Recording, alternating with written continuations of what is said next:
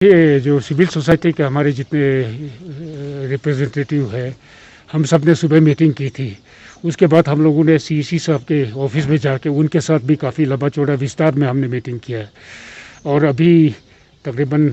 5-5:30 बजे हमें एलजी साहब का अपॉइंटमेंट था, तो उसमें तो हम कुछ ही लोग आ पाए क्योंकि उन्होंने 4 को इजाज़त दी। तो उसमें डॉक्टर कयूम साहब है, दिलेक साहब है टूरिज़्म सेक्टर की तरफ से, मैं और हमारे सीईसी साहब एडवोकेट आशी गलसन साहब, हम 4 अभी एलजी साहब से मिले हैं और बहुत विस्तार में तकरीबन 1 घंटे से ज़्यादा उन्होंने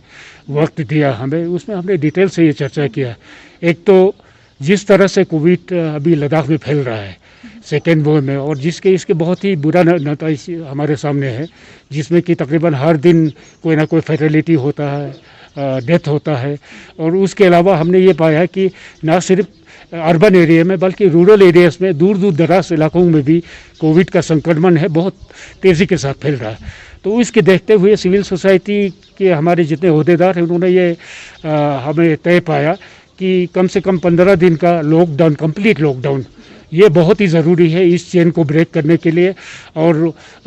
इस बीमारी को रोकने में मदद मिलने के लिए ये बहुत ही अहम कदम होगा।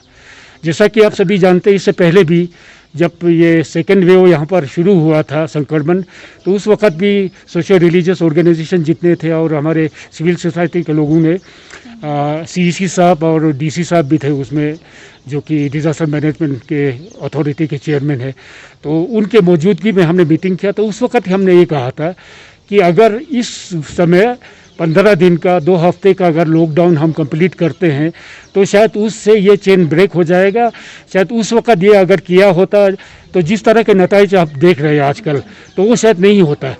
लेकिन उस वक्त किसी न किसी बहुत सारे ऐसे वजूहत है जिसकी बिना पर वो कंप्लीट लॉकडाउन नहीं कर पाए। लेकिन जिस तरह का कोविड कर्फ्यू के नाम से कुछ रिस्ट्रिक्शंस वगैरह उन्होंने लगाए, वो कारगर साबित नहीं हुआ, हम सभी जानते हैं, बल्कि उससे तो और बुरा नतीजा हुआ, जिसकी वजह से अभी देख रहे संक्रमण और ज़्यादा फैल रहा है। तो आज हालात इस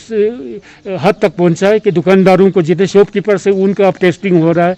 तो ये जो टेम्परेरी मेजर्स अभी तक लिया था वो कारगर साबित नहीं हुआ। तो इसलिए हम लोगों ने गुजारिश की, चेयरमैन साहब से भी पहले गुजारिश की, अभी एलजी साहब को भी गुजारिश किया कि इस मौके पर कम से कम अगर 15 दिन का हम कंप्लीट लॉकडाउन करते हैं, तो उसके बाद अगर ये चेन ब्रेक होता है तो तब तक सेकेंड जो वेव है उसका कहर है वैसे भी कम होगा। तो उसके बाद शायद ऐसा हालत हो सकता है, कारगर साबित हो सकता है, जिसमें कि जुलाई, अगस्त, सितंबर के महीने में टूरिस्ट भी आए, ताकि हम जानते हैं कि टूरिज़्म सेक्टर जो सबसे ज़्यादा इससे इफ़ेक्ट हुए हैं और उससे रिलेटेड जितने हैं, तो उनके लिए कम से कम कुछ महीने अगर टूरिज़्म भी आते हैं तो वो हालत भी साजगार हो जाएगा।